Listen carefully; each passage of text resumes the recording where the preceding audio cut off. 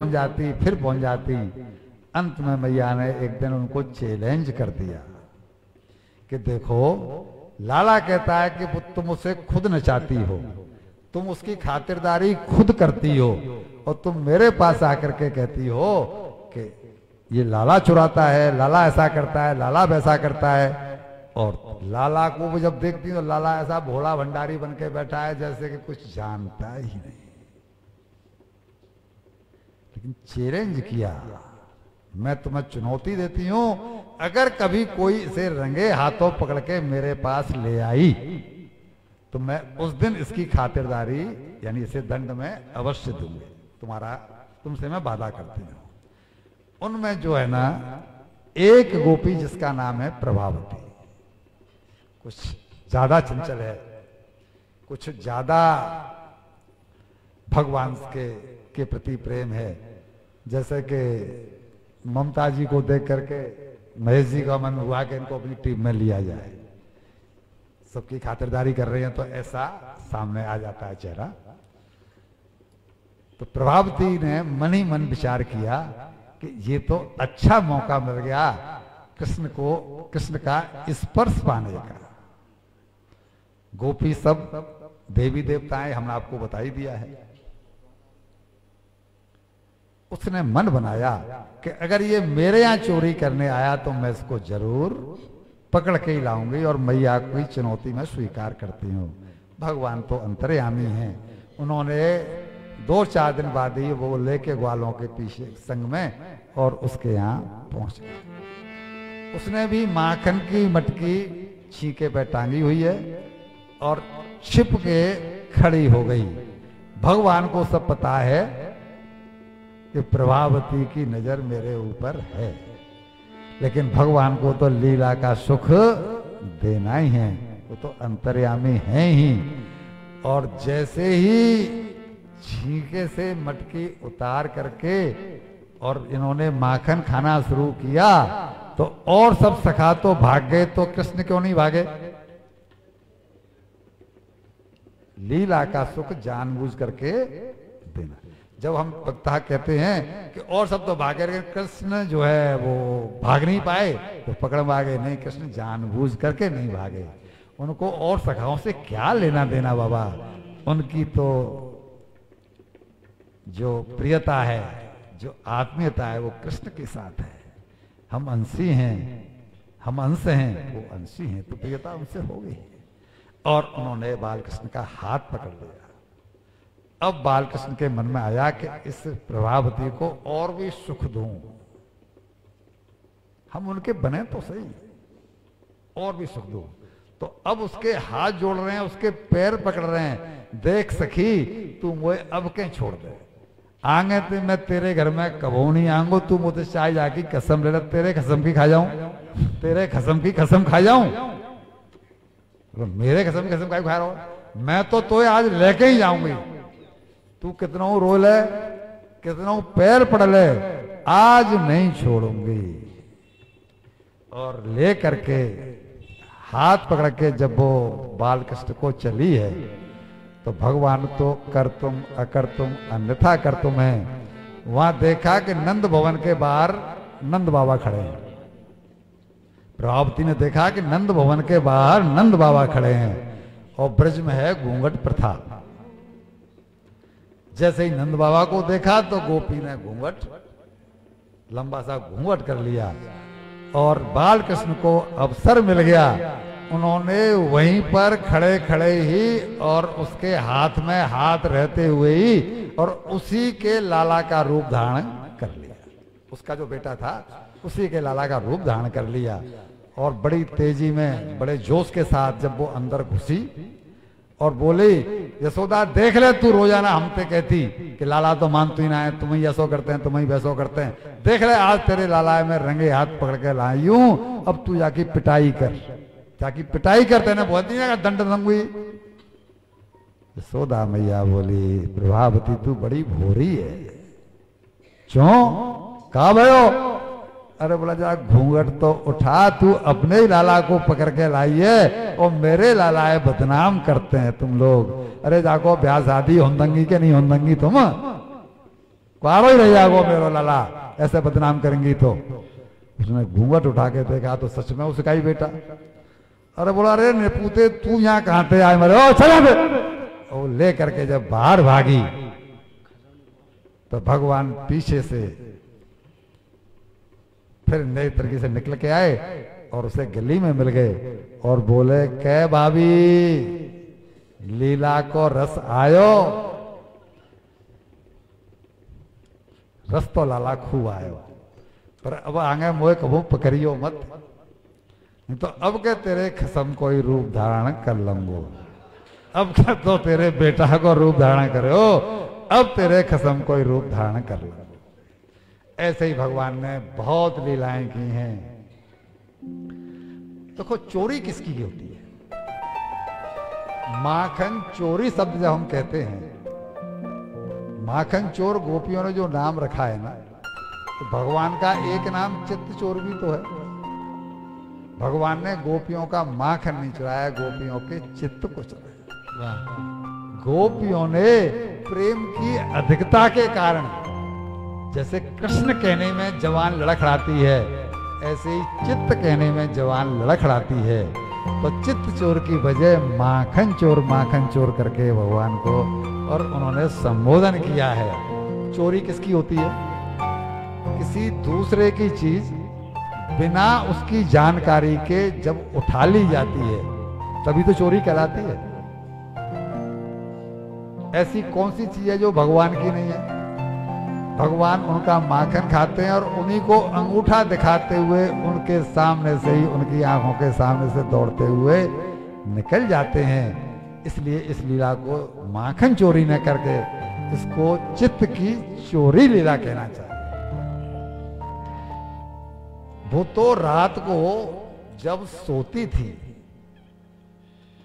तो माखन दही जमा करके और ये कह के सोती थी कि मेरा दही गाढ़ा जमे, मेरा दही ऐसा जमे कि भगवान के बाल कृष्ण आए और भोग लगाएं तो वाह वाह कर बैठेंगे, वाह वाह कर पाए और मेरे चित्त को सुकून मिले, मेरे चित्त को शांति मिले। आज मेरे अंगना में आओ नंद लाल चले, आओ गोपाल दर्शन की प्यासी बुधिया।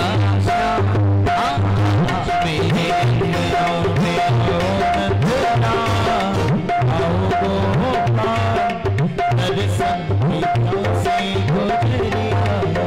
ऐसे नहीं, अंगना में ठाकुर जी कैसे आएंगे? भाई जब मन से भाव से बुलाओगे तब, हैं? मीठी मीठी तालियों की सेवा करें सभी। और मेरे साथ में गाना है, कहना है क्या? आज मेरे अंगना में आओ नंद लाल चले, आओ गोपाल दर्शन की प्यासी गुजरिया श्याम। आज मेरे अंगना में आओ नंद लाल, आओ गोपाल दर्शन की प्यासी गुजरिया श्याम। अंगना में आओ मेरे माखन को खाओ, अंगना में आओ मेरे माखन को खाओ। हे प्यारे, अंगना में आओ मेरे माखन को खाओ, अंगना में आओ मेरे माखन को खाओ। झूठी साची झूठी साची बत्तियां सुनाओ नंद लाल हो, सुनाओ गोपाल दर्शन की प्यासी गुजरिया श्याम। आज मेरे अंगना में आओ नंद लाल चले, आओ गोपाल दर्शन की प्यासी गुजरिया श्याम।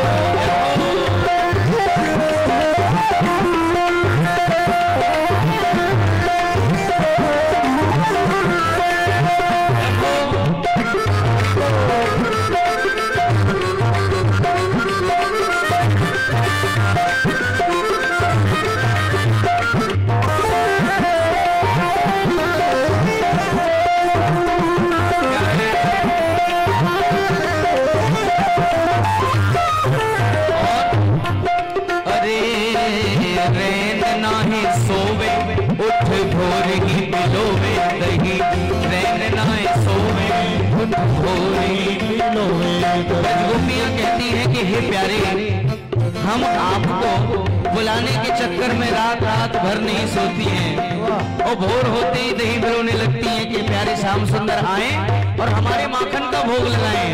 तो ब्रजगोपी कहती हैं भोरे नाए सोवे उठ भोरी बिलोवे दही रैन नाए सोवे उठ भोरी बिलोवे दही पावे रिझावे तो ही गोनंद लाल हो तो गोपाल दर्शन की प्यासी गुजरिया जा। आज मेरे अंगना भैयो नंद लाल चलो भैयो गोपाल दर्शन की प्यासी गुजरिया जा।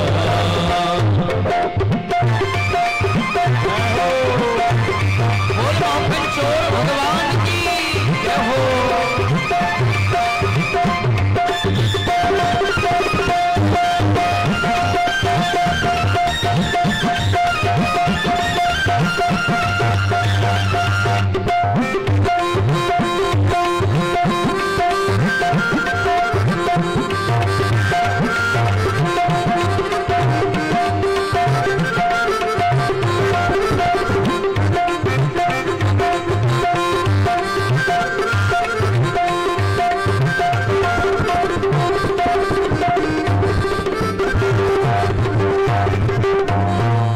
माखन चोर भगवान की जय। सूरदास जी ने भी इस भाव को लिखा है कि गोपियां उनको निमंत्रण देती थी कि हमारे घर में आकर के चोरी करो। तब वो माखन जमाती थी और कहती थी कि माखन मेरा दही मेरा ऐसा गाढ़ा जमे कि जब मैं उसका माखन निकालूं तो अति स्वादिष्ट हो और ऊंचे छीके पर रखूं। बाल कृष्ण जुगाड़ लगा करके कभी किसी के कंधे पे चढ़ के कभी किसी को पीला रख करके उखल रख करके और माखन को उतारें और मैं इन नेत्रों से उनके इस लीला क्रम को और निहारूं। तुलसीदास जी सूरदास जी ने लिखा है भगवान कह रहे हैं और एक गोपी पीछे खड़ी सुन रही है। मैया री मोए माखन भावे, भैया री मोए माखन भावे जो तू मोए पकवान खवावे तो मोए रुचि नहीं आवे। मोए तो माखन ही चाहिए। जो तू मोए पकवान खवावे मोए रुचि नहीं आवे। और ब्रज युवती एक ठाड़ी पीछे जब सुनी श्याम की बात तो मन में कहे कि कभू अपने घर इन्हें देखूं माखन खा। मैं क्या करूं? मैं बैठ मथानी के ढंग तब गुपचुप रहूं छुपानी। सूरदास प्रभु अंतर्यामी ग्वालिन की मन जाने। ग्वालिन के मन की जान करके कि आज इसने मुझे निमंत्रण दिया है, भगवान उसके घर पर पहुंचते थे। सूरदास जी के बारे में हम सबको पता है कि उनको अंतरंग लीलाओं के दर्शन होते थे। कहीं कोई संशय है तो सूरदास जी के भाव सुना रहा हूं। अगर उनके चित्त की चोरी नहीं हुई होती तो ये सब कैसे होता कि वो गाती कि श्याम सुंदर सवेरे सवेरे यूं बंसी बजाया करो ना। नाम ले ले के बंसी में मेरा यूं घर से बुलाया करो ना। श्याम सुंदर सवेरे सवेरे यूं बंसी बजाया करो ना। मैं तो चाहूं कि तुम घर में आओ, तोतलेपन में कुछ भी सुनाओ। मैं तो चाहूं कि तुम घर में आओ, तोतलेपन में कुछ भी सुनाओ। किंतु डरती हूँ दुनिया से काना, यूं चित्त को चुराया करो ना, किंतु डरती हूँ दुनिया से काना, यूं चित्त को चुराया करो ना, श्याम सुंदर सवेरे सवेरे, यूं बंसी बजाया करो ना। ये गोपियां कौन हैं? मैं आपको कुछ नाम सुनाता हूँ, आपको ताज्जुब होगा कि इन्होंने ये स्थिति पाने के लिए कितनी तपस्या की है। मैं नोट करके लाया इसलिए कि ये प्रकरण, ये जो सुना रहे हैं, ये पद्म पुराण के पाताल खंड का प्रसंग है, भागवत का नहीं है। वहां लिखा है कि जिन्होंने बड़ी बड़ी तपस्याएं करके कल्पों के बाद गोपी रूप को प्राप्त किया है, उनमें से हम आपको कुछ नाम बता रहे हैं। एक ऋषि थे उग्र तपा, नाम ही उग्र तपा, जिन्होंने उग्र तप किया है। इन्होंने 100 कल्पों तक भगवान की आराधना की है गोपी शरीर पाने के लिए।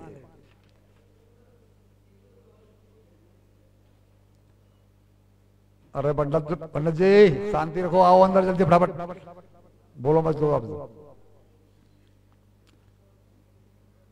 तब इनको सुनंद नामक गोप की कन्या सुनंदा बनने का अवसर मिला है। 100 कल्प तक तपस्या करने के बाद में एक मुनि थे सत्य तपा, इन्हें 10 कल्पों के बाद सुभद्र नामक गोप की कन्या के घर में सुभद्रा के रूप में जन्म मिला है। इनकी तपस्या का तो देखो क्या हाल है।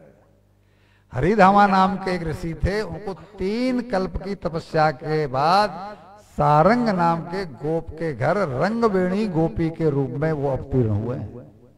3 कल्प की तपस्या के बाद एक बार ब्रह्मज्ञानी जावाली, ये वेद व्यास जी के शिष्य हैं, ऋषि ने विशाल भवन में तपस्या कर रही ब्रह्म विद्या नाम की युवती को देखा, जो 9 कल्पों के बाद चित्रगंधा नाम की गोपी हुई है।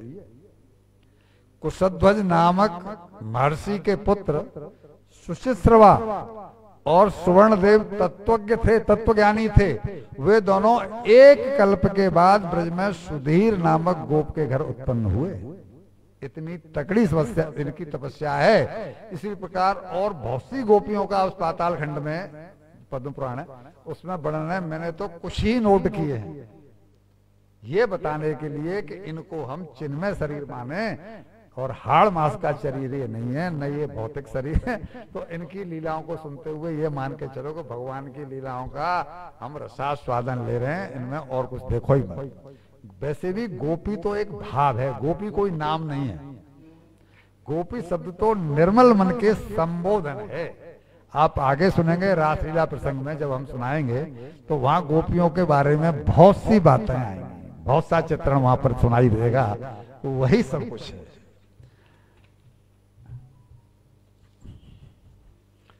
बहुत सुंदर है कि हमें सुनने को मिल रहा है, बस इसी को बहुत मान लो। तब माटी का प्रसंग हमने आपको शॉर्ट में सुनाई दिया है, उसको भी हम छोड़ रहे हैं। अब आता है भगवान का ऊखल बंधन लीला। ऊखल बंधन लीला, एक बार बाल कृष्ण सुबह मां के मानस हुआ कि आज मैं लाला को अपने हाथ से दही मथ के माखन निकालूं और फिर लाला को मैं भोग लगाऊं। आपके परिवार में भी होता होगा, कभी कभी दादी का मन होता है कि मेरे पोते को मेरे हाथ की कढ़ी बहुत पसंद है। कोई पोता कहता ना, मम्मी तुम नहीं, आज दादी से कढ़ी बनवाओ।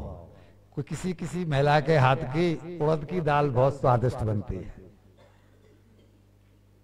हमारा पोता कहता है दादी तुम खीर बनाओ, आज खीर खाऊंगा। तो दादी को फिर सब काम छोड़ के खीर में लगना पड़ता है, तो सब घर में ही होता है। तो ऐसे ही माँ का मन हुआ कि आज लाला को मैं अपने हाथ से निकाल करके और माखन खिलाऊंगी।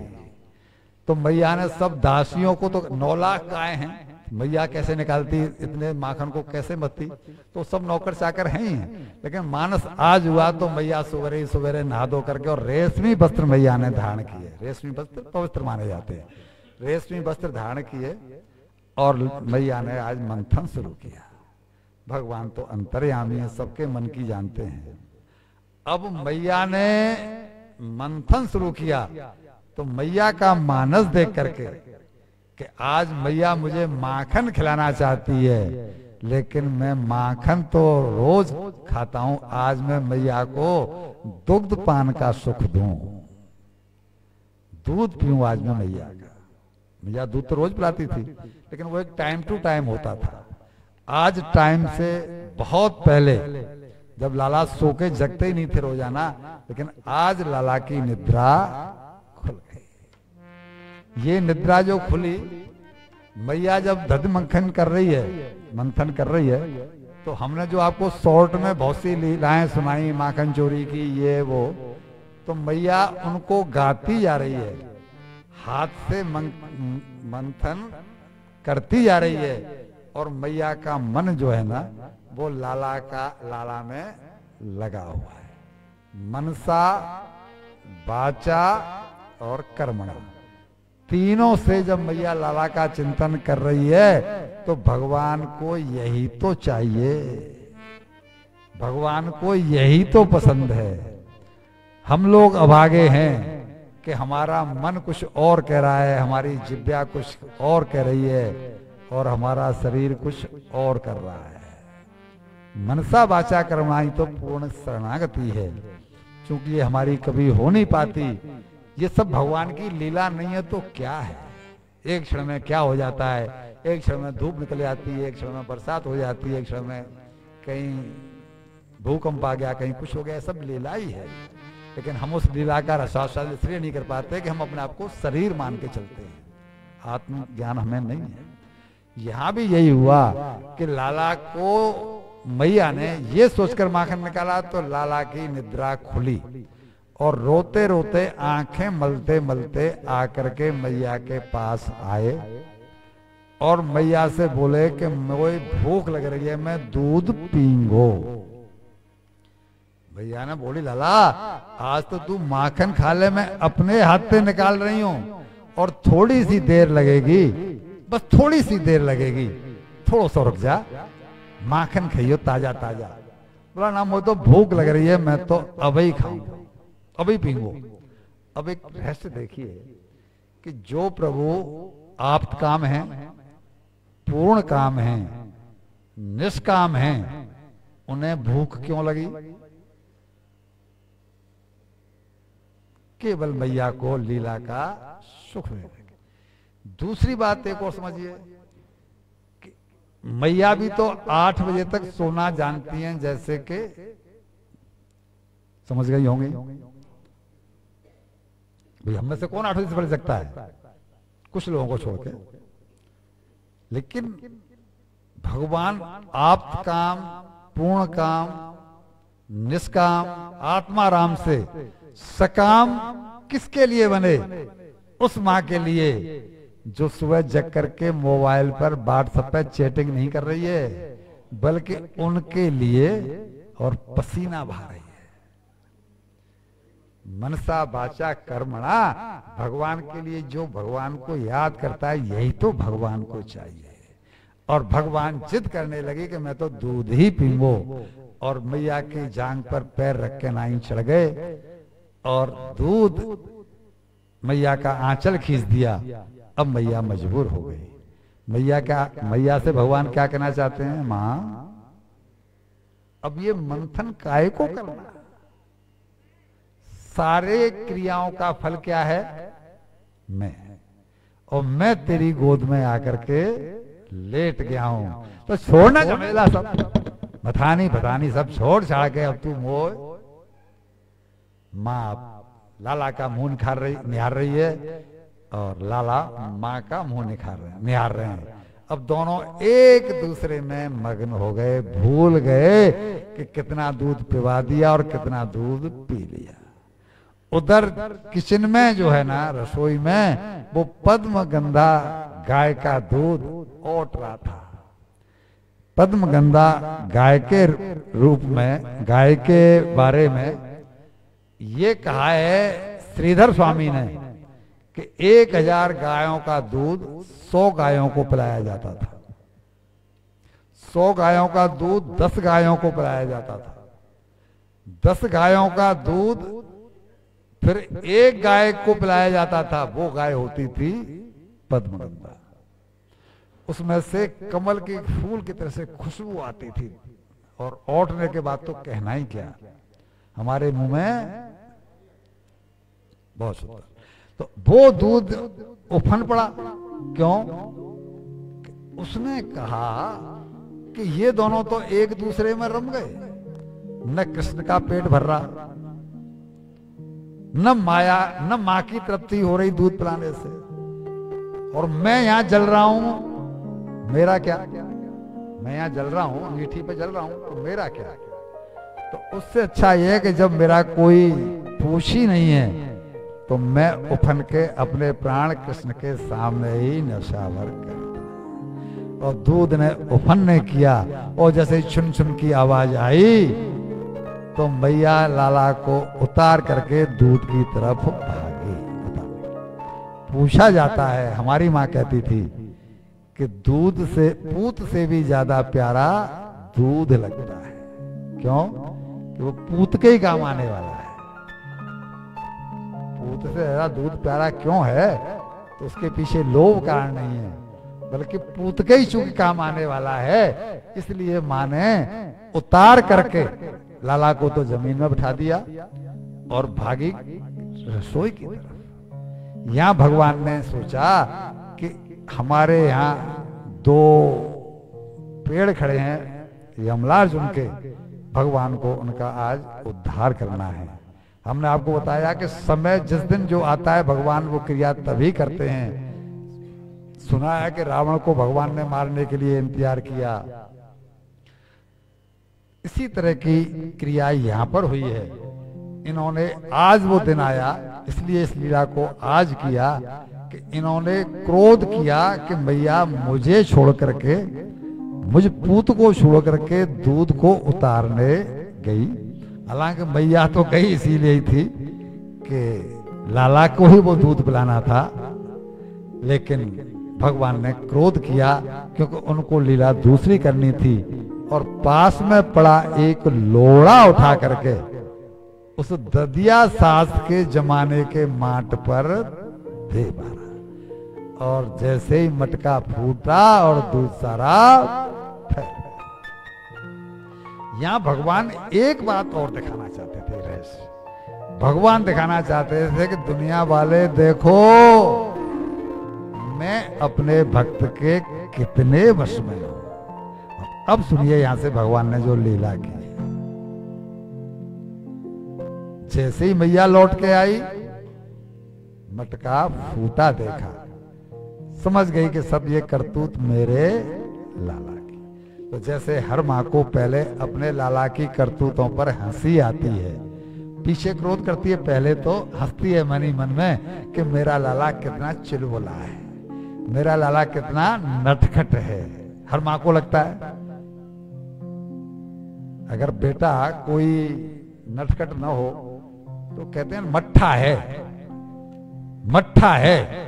बालक जो है ना वो चुलबुला नहीं है। बालक तो जो है घोड़ा और छोरा ये तो जरा उछलते हुए अच्छे लगते हैं, और जे अगर शुद्ध बुद्ध बैठे हो तो आनंद नहीं आता। तो वही हुआ। मैया पहले तो मन ही मन हंसी, लेकिन फिर सोचा कि लाला दिन पर दिन नटखट होता जा रहा है, आज इसको थोड़ा सा डांट दूं। क्यों? बोला ददिया सास के जमाने के माट को आज इसने। बालकृष्ण ने क्या किया कि वो ये दिखाने के लिए कि मैया तू मुझे स्तनपान कराते हुए अतृप्त ही छोड़ गई, इसलिए मुझे क्रोध आ गया है, और भीतर गए और एक मटकी लेके आए माखन की, और ऊखल पर चढ़ करके वो माखन खिलाने लगे बंदरों को। क्यों? बोला रामावतार का कर्जा चुकाना है। बंदरों को माखन खिलाने लगे, कौओं को माखन खिलाने लगे। बोला कौआ के रूप में कोई भी भक्त भगवान राम के जो हुए ना, वो क्या नाम, काग वसुंड जी, क्या मालूम कहीं काग वसुंड जी ही आ गया। भगवान की लीला ऐसी है। मैया जब भागी लाला को पकड़ने के लिए तो हाथ में लकड़ी और ले ली। उद्देश्य बिल्कुल नहीं था कि लाला को डराना है, केवल इतना कि आज लाला को थोड़ा सा डांट दूं। और भगवान को चूंकि लीला उनको मुक्त करना था, इसलिए भगवान आगे आगे भाग रहे हैं और मैया लकड़ी लेकर के पीछे पीछे भाग रही है। पीछे पीछे मैया भाग रही है, लाला रोते जा रहे हैं और रोते रोते मैया से कह रहे हैं, मैया देख तू मुझे मारे मत, जा लकड़ी है फेंक दे, मैं आगे कबहू ऐसा नहीं करूंगो, एक बार माफ कर दे। क्यों? मैया को सुख देने के लिए। भैया जी, बहनों, बहुओं, बेटियों, ये भगवान एक बनेनी के दूध का कर्जा चुका रहे हैं।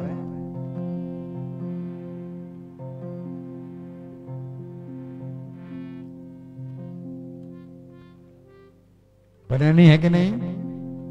यशोदा मैया है?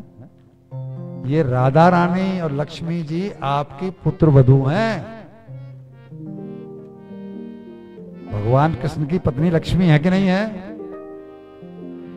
आप माताओं की वो पुत्र वधू हैं। ये कर्जा चुका रहे हैं भगवान हम अग्रवालों का। और हम लोगों ने समझ रखा है उस लक्ष्मी को भोग्या। कड़वी बात है थोड़ी सी, लक्ष्मी भोग्या नहीं है भाई, लक्ष्मी हमारी मां है। अगर भगवान के रूप में हम उनको पिता मानते हैं, उनको परमेश्वर मानते हैं, हम परम पति मानते हैं, तो लक्ष्मी हमारी मां हुई कि नहीं हुई।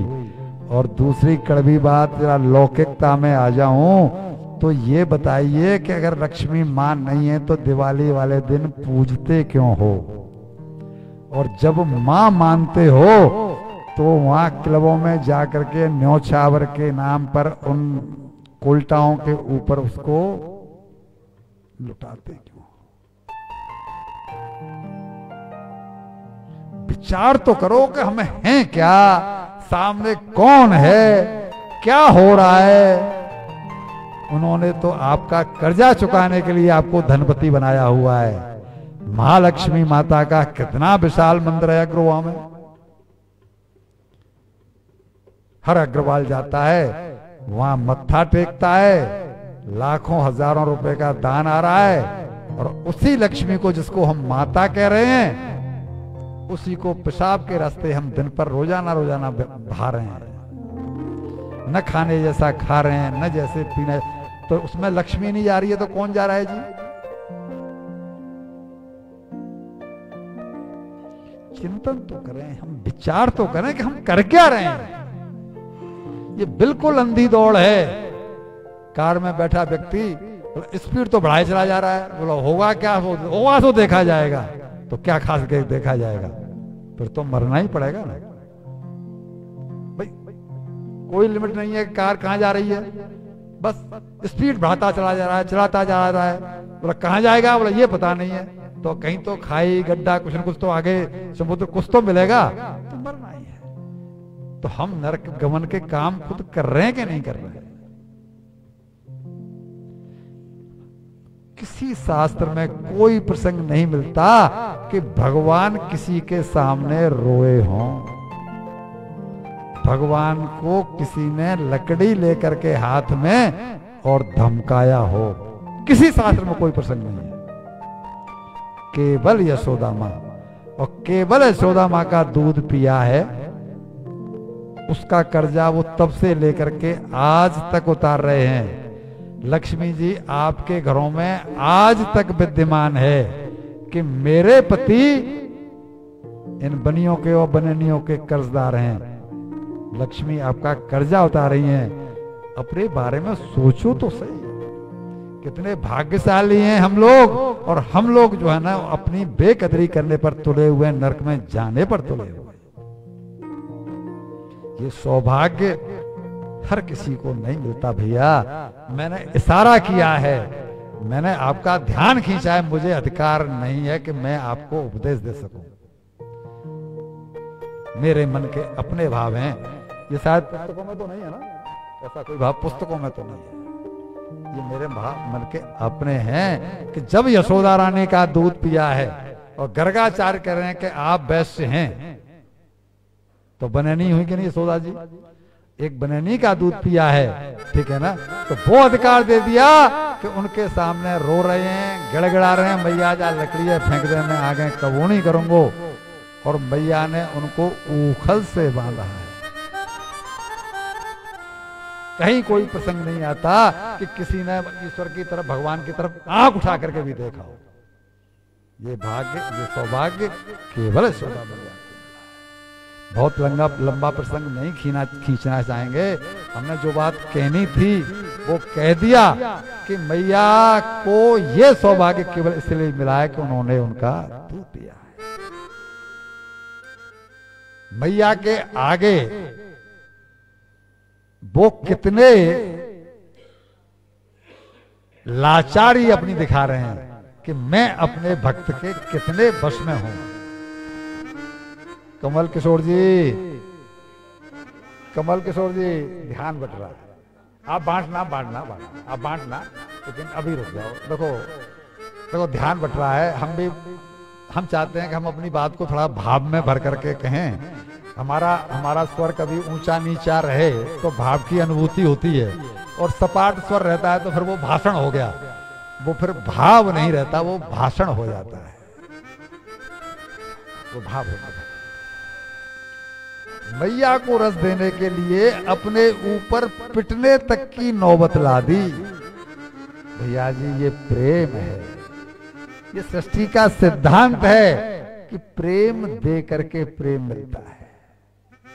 आप सामने वाले को गाली दो और वहां से प्रेम पालो, इम्पॉसिबल, ये नहीं हो सकता। प्रेम में मान सम्मान का भी कोई स्थान नहीं होता। वो दुआ आता है ना, चाखन चाहे प्रेम रस और राखन चाहे मान, एक म्यान में खड़ग दो देखे सुने न कान। एक म्यान में दो खड़ग नहीं रह सकते। मैया के आगे आगे लाला भाग रहे हैं और पीछे पीछे मैया लकड़ी लेके भाग रही है। ये मैया का शरीर हमारी पत्नी जैसा दुबला पतला है।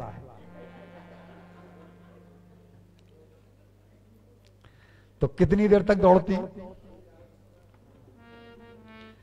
कितनी देर तक दौड़ती? लथपथ हो गई पसीने से। और जब भगवान ने देखा कि मैया मुझे पकड़ नहीं पा रही है, और मैया पकड़ पाती भी नहीं, लेकिन यही तो भगवत तत्व है कि भक्त को भगवान हारा हुआ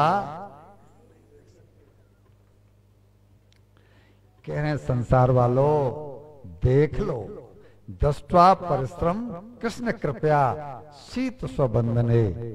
और अपने बंधन, मैया के बंधन में अपने आप ही बंध जाने का मानस बनाया। दुनिया को अब आकर के पता चला है कि मीरा ने क्या खोया था। जब मीरा थी ना, तब मीरा की कोई कदर नहीं हुई। कुल कलंकिनी, कुल घातनी, न जाने मीरा को क्या क्या कहा गया।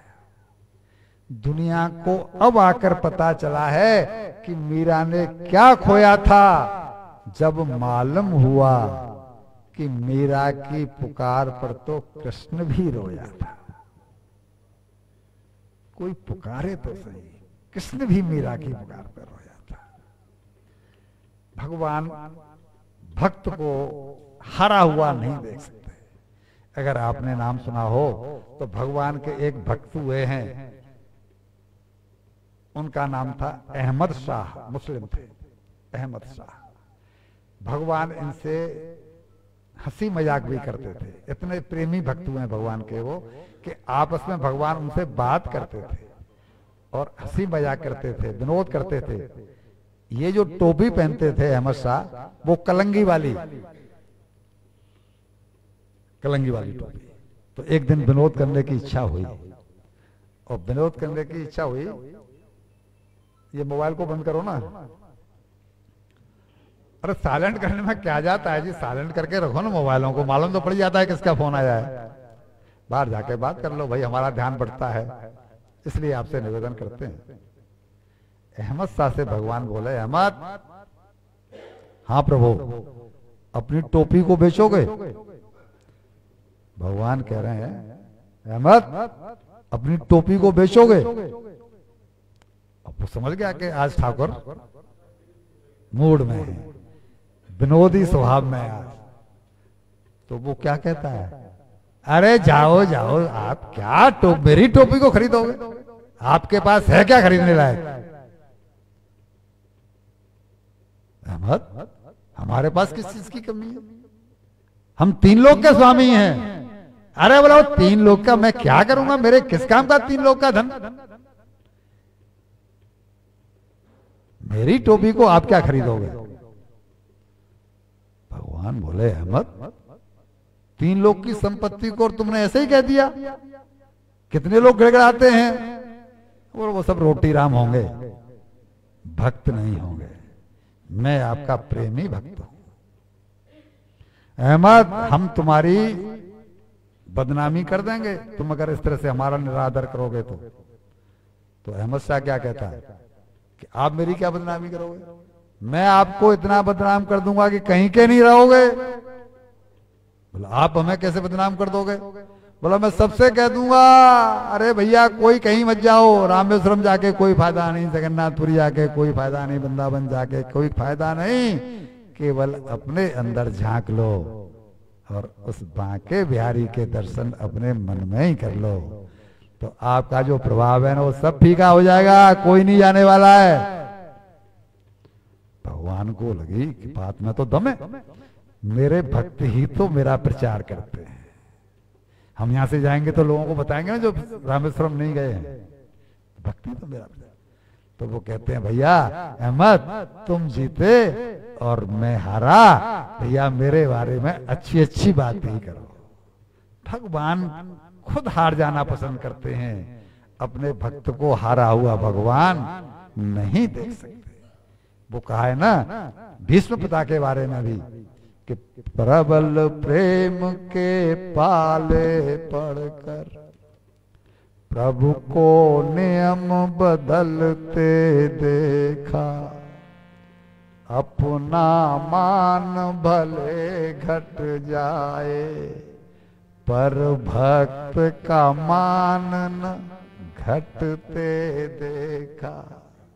भगवान ने हथियार उठा लिया कि प्रतिज्ञा मेरे ही भले ही टूट जाए, लेकिन भीष्म पितामह की प्रतिज्ञा रहनी चाहिए, क्योंकि ये मेरे भक्त हैं। क्या हैं? जिनकी बंक भ्रकुट के भय से सागर तप्त उबलते देखा। राम अवतार में सागर तप्त उबलते देखा, उनको मां यशोदा के भय से अश्रु बिंदु द्रग ढलते देखा। प्रबल प्रेम के पाले पड़कर प्रभु को नियम बदलते देखा। धन्य है मैया और धन्य है बाल कृष्ण। यही तो चाहिए भगवान को हमसे। हम जीवों से भगवान को और क्या चाहिए? जब वो त्रिलोकीनाथ हैं तो आपके दक्षिणा के वो भूखे हैं, आप गुल्लक में जो पैसा डालते हो उसके भूखे हैं, आप जो भोग लगाते हो उसके भूखे हैं। किसके भूखे हैं? केवल भाव चाहिए आपका, उनको केवल मन चाहिए। आपका न तन चाहिए न आपका धन चाहिए।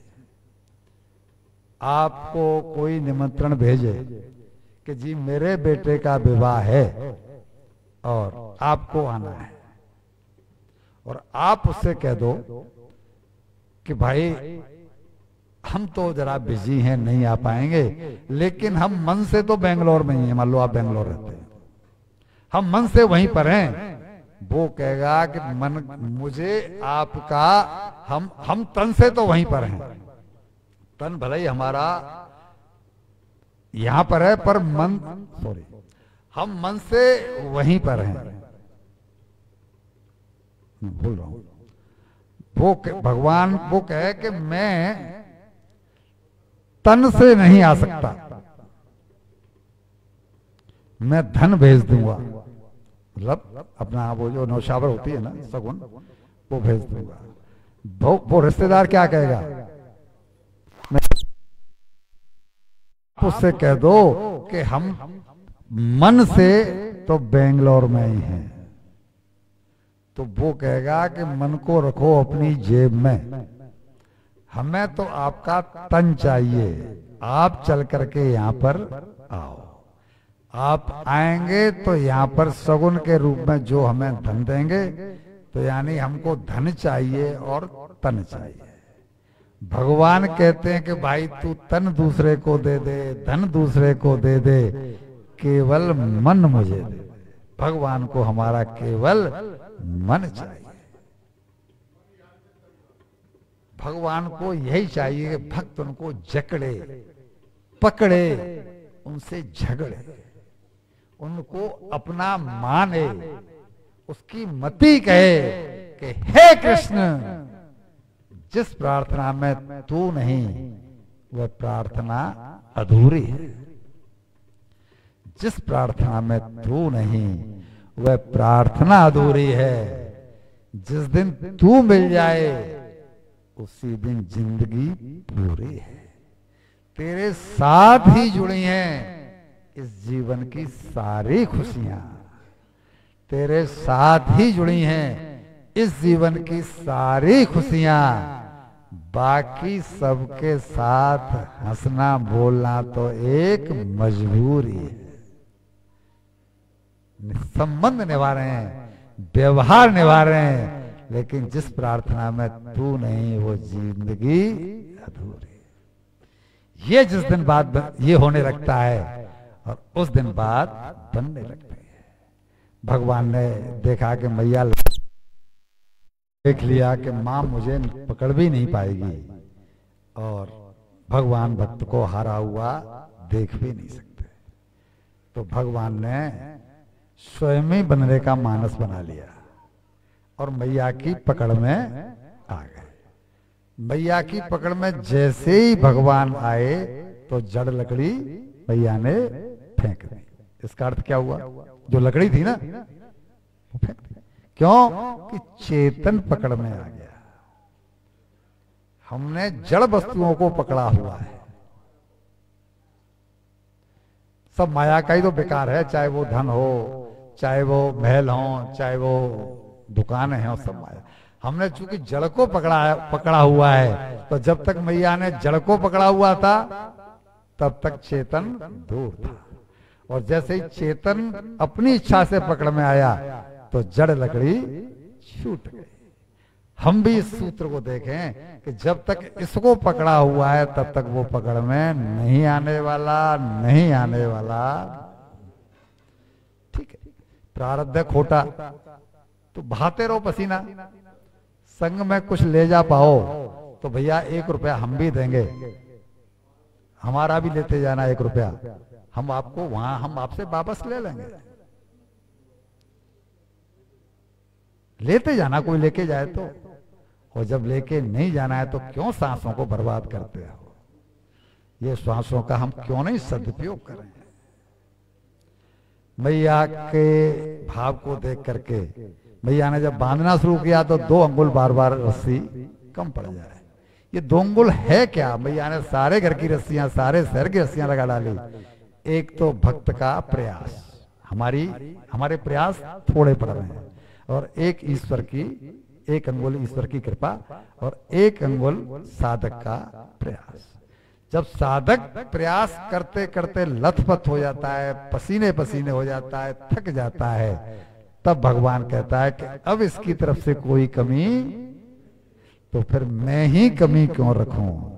और वो जो कृपा का 1 अंगुल है वो भगवान बढ़ा देते हैं, और भगवान के हाथों हम बंध जाते हैं। अब भगवान को बांध करके मैया ने चैन की सांस ली, और चैन की सांस लेके मैया तो चले गई अपना काम धंधा करने के लिए। ऊखल से बांधा। अब भगवान ने विचार किया कि मैया चली गई, अब मुझे उन दोनों कुबेर के पुत्रों को और मुक्त करना है जो यमलार्जुन के वृक्ष बन करके खड़े हुए। तो भगवान ने वो ऊखल को खींचा, बंधे बंधे ही। परिणाम क्या हुआ कि ऊखल खींचा, तो ऊखल को जैसे ही खींचा तो ऊखल लुढ़क गया। वो खड़ा खड़ा नहीं चल पाएगा, ऊखल लुढ़क गया। और जब उन दोनों पेड़ों के बीच में से बाल कृष्ण निकले तो टेढ़ा पड़ गया ऊखल, इसलिए आगे बढ़ नहीं पाया, और जो जोर से झटका दिया तो दोनों वृक्ष गिर पड़े।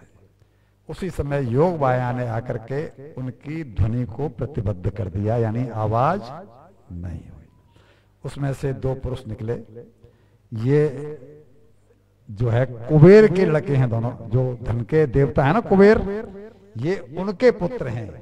और ये दोनों जब निकले, और तब जो है भगवान ने उनको आशीर्वाद दे करके कि देखो तुमने गलती की थी, इस नाते तुमको नारद जी ने, उसको भी सुना दें 2 मिनट में, कि एक बार ये बहुत सी अप्सराओं को लेकर के और जल विहार कर रहे थे। संयोग से उधर से नारद जी निकल पड़े, और नारद जी को देख करके अप्सराओं ने तो कपड़े पहन लिए, लेकिन एक तो ये कुबेर के पुत्र थे तो धन का अभिमान था, ऊपर यौवन का भी, जो दोनों अभिमान सब में होते हैं। हमारे भी जीवन में यौवन आया था, हमारे जीवन में भी धन का प्रभाव है, लेकिन ये अभिमान तो फिर रहा नहीं। देखो लाला जी को कैसे चलना पड़ रहा है। सबकी यही पोषण होनी है, समय से काम नहीं लिया तो हालत, बुढ़ापा तो अपना असर दिखाएगा। बुढ़ापा तो चूकने वाला नहीं है। किस बात का अभिमान, काय को अभिमान। लक्ष्मी के बारे में हमने आपको बता ही दिया कि ये लक्ष्मी माँ है, इसको ऐसे मत लुटाओ भाई। धर्म कर्म में खर्च करोगे, तुम 1 पैसा दोगे वो 10 लाख देगा, और जहां खर्च कर रहे हो प्यालों में और प्यालियों में, लालियों में और लालाओं में, वहां तो भैया सिवाय नरक के कुछ, ये लाली प्याली का ही तो सब खेल है। नहीं तो फिर लक्ष्मी का बर्बादी हो कैसे। इसको मत करो, भूल जाओ, जितना संभव हो सके छोड़ दो। अब जो है ये दोनों पेड़ गिरे, उसमें से 2 पुरुष निकले, ये नलकुबर, और इन्होंने भगवान की स्तुति की। भगवान ने इनको अपना धाम दिया और इनको विदा किया। आइए अब कथा को आगे बढ़ाते हैं।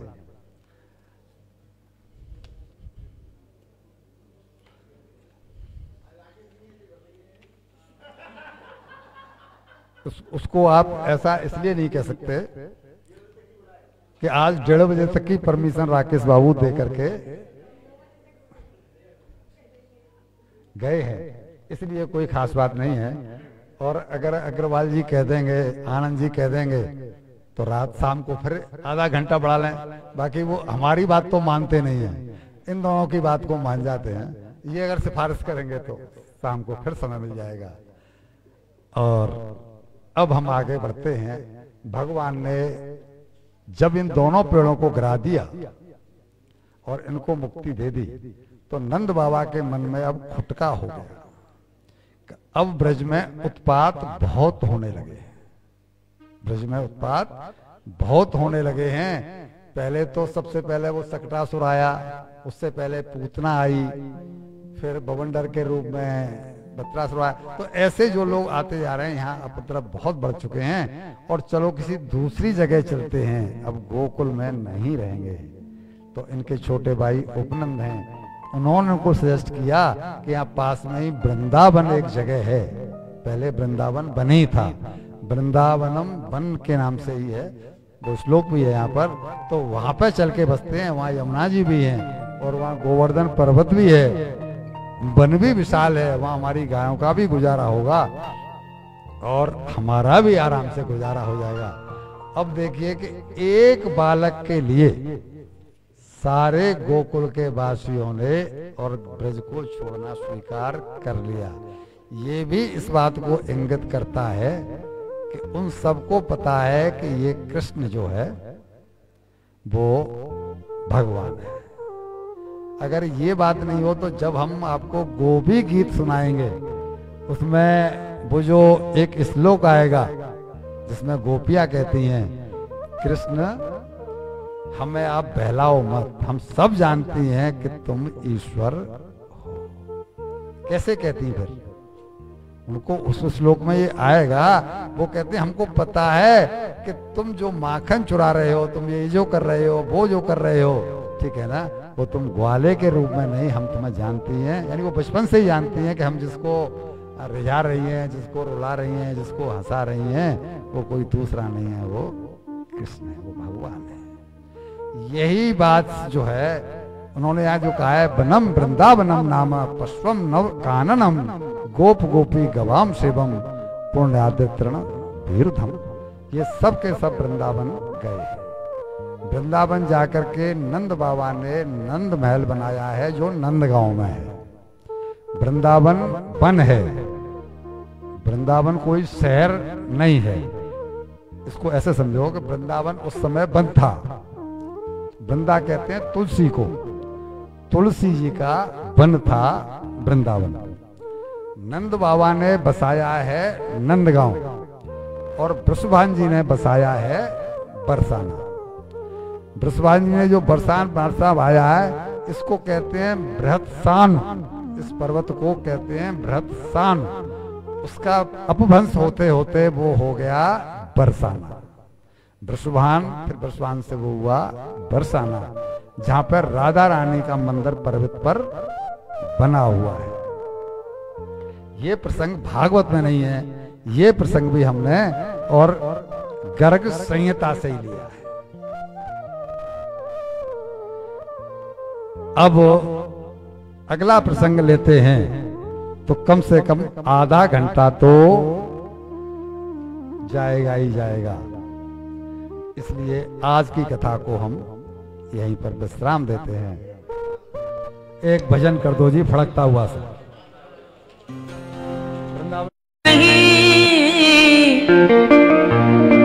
और नंद ग्राम 100 ग्राम, बंसी बट 100 बट नहीं, श्री कृष्ण नाम सोना।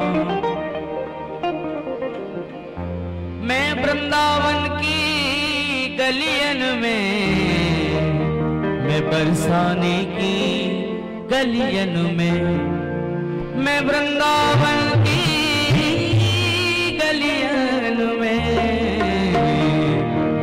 मैं बरसाने की गलियन में, राधा नाम लेके, ओ राधा नाम लेके, ओ राधा नाम लेके, झूमू नाचू गाऊं मैं वृंदावन की गलियन में, राधा नाम लेके, झूमू नाचू गाऊं मैं वृंदावन की। मैं वृंदावन की गलियन में, हो मैं वृंदावन की गलियन में, हाँ मैं वृंदावन की गलियन में, मैं बरसाने की गलियन में, राधा नाम लेके, ओ राधा नाम लेके, झूमू नाचू गाऊं मैं वृंदावन की गलियन में, राधा नाम लेके, झूमू नाचू गाऊं।